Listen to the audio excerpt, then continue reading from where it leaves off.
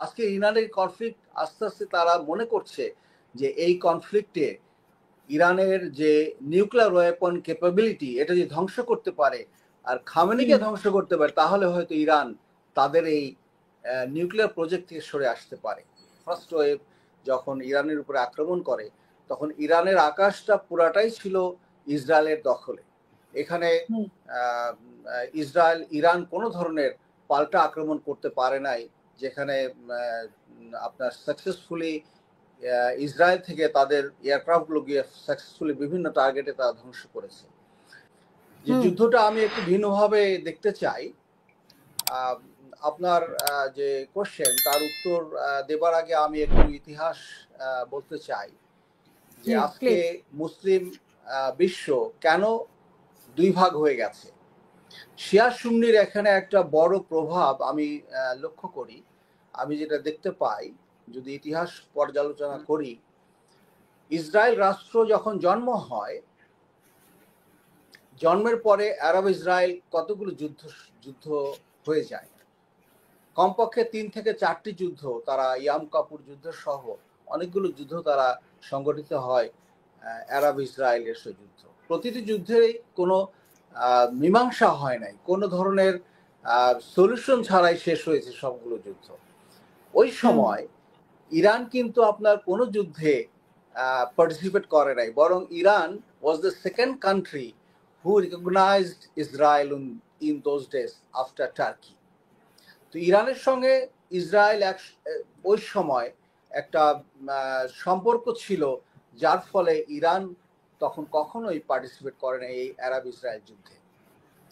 আজকে যখন ইরানের সঙ্গে যে ফার্স্ট টাইম ইরান যে যুদ্ধে আপনার পার্টিসিপেট করলো সেটা 2006-এ। 1978-এ যখন আপনার প্রথমবারের মতো ইসরায়েল আক্রমণ করলো লেবাননকে, লেবানিজ শিয়া অধ্যুষিত যারা হিজবুল্লাহর সদস্যদের তখন ইরান সাপোর্ট করেছিল, যার ফলে সেখান থেকে ইরান এবং ইসরায়েলের যে কনফ্লিক্ট শুরু হয়। তারপরে ইসরায়েল ধারণা করে যে যুদ্ধ তারা করছে ইসরায়েলের সঙ্গে, হিজবুল্লাহ এবং হামাস তার সম্পূর্ণ সাপোর্ট ইরান করছে। তো যার ফলে ইরানের এই কনফ্লিক্ট, আজকে ইরানের কনফ্লিক্ট আস্তে আস্তে তারা মনে করছে যে এই কনফ্লিক্টে ইরানের যে নিউক্লিয়ার ওয়েপন ক্যাপাবিলিটি এটা যে ধ্বংস করতে পারে আর খামেনিকে ধ্বংস করতে পারে, তাহলে হয়তো ইরান তাদের এই নিউক্লিয়ার প্রজেক্ট থেকে সরে আসতে পারে। তা আমার মনে হয় যে এটা যদি সফলভাবে করতে পারে ইসরায়েল, তাহলে আপনার ইরান হয়তো এই যুদ্ধ থেকে সরে আসতে পারে। আর আপনি যে কোশ্চেনটা করেছেন, যে প্রশ্ন আপনি রেখেছেন যে যুদ্ধের ফিউচার কি হবে, যুদ্ধের ফিউচার আমি মনে করি যে অ্যাপ্রক্সিমেটলি ইরানের হাতে অ্যারাউন্ড 2000 মতো ব্যালিস্টিক মিসাইল তার রক্ষিত আছে। তার ধারণা করা হয় 700 মতো, আর দে হ্যাভ এক্সস্টেড মোর দেন 700। যদি 1300 আরো হাতে থেকে থাকে, তাহলে 1300 ব্যালিস্টিক মিসাইল তারা যদি এক্সস্ট করে ফেলে, ধ্বংস করে ফেলে এবং ইসরায়েলের উপর মেরে ফেলে, তাহলে তারপরে তার কি হবে, সেটা কিন্তু একটা বড় প্রশ্ন আমাদের সামনে এসেছে। এই দুইটি দেশ যখন যুদ্ধ করে তখন তাদের পেছনে অন্যান্য শক্তি থাকে। আপনি উল্লেখ করেছেন যে এখানে চায়না এসে হয়তো তাদের সাপোর্ট করবে, বাট অন গ্রাউন্ডে যখন আমরা পাকিস্তান এসে করবে কিনা সেটা তো আমরা এখনো জানতে পারিনি। এটা এখনো কিন্তু আমরা জানি না। এখনো কিন্তু তারা যেটা যুক্তরাষ্ট্র অতপ্রতভাবে জড়িত আছে জিএর সাথে, বাট যুক্তরাষ্ট্র কিন্তু অলরেডি তাদের একটি যুদ্ধ জাহাজ করিয়েছে, অবস্থান নিয়েছে আপনার ইসরায়েলকে সাপোর্ট করার জন্য। বাট আমার যেটা ধারণা যে ভবিষ্যতে এই যুদ্ধ যদি কন্টিনিউ করে, একটা সময় হয়তো ইরানকে সাপোর্ট করার কোনো দেশ মনে হয় না তারা এতটা অ্যাক্টিভ সাপোর্ট তারা করবে, যেভাবে আমেরিকা ইসরায়েলকে সাপোর্ট করছে।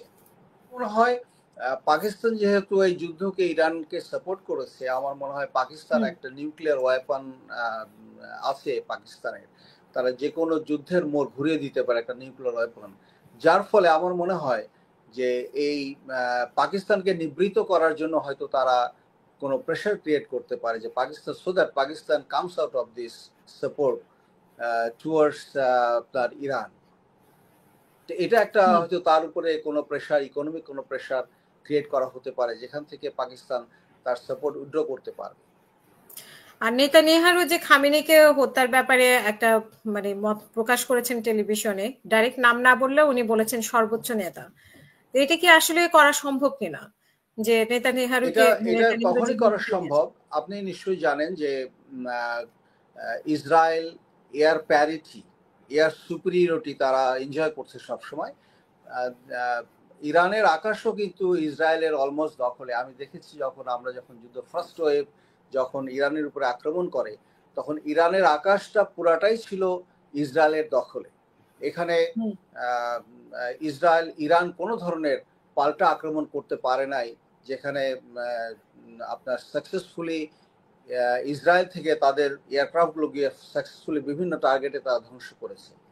তো এখানে তারা মনে করে যে ইসরায়েল মনে করে এবং বিশ্ব ফার্স্ট ওয়ার্ল্ড কান্ট্রি অন্যান্য দেশও মনে করে যে যদি তাদের প্রধান নেতা এবং নিউক্লিয়ার ওয়েপনকে ধ্বংস করতে পারে, তাহলে কিন্তু এই যুদ্ধ অনেকটাই স্থিমিত হয়ে যাবে এবং ইরানের আর কোনো শক্তি থাকবে না যে পাল্টা আক্রমণ করার জন্য।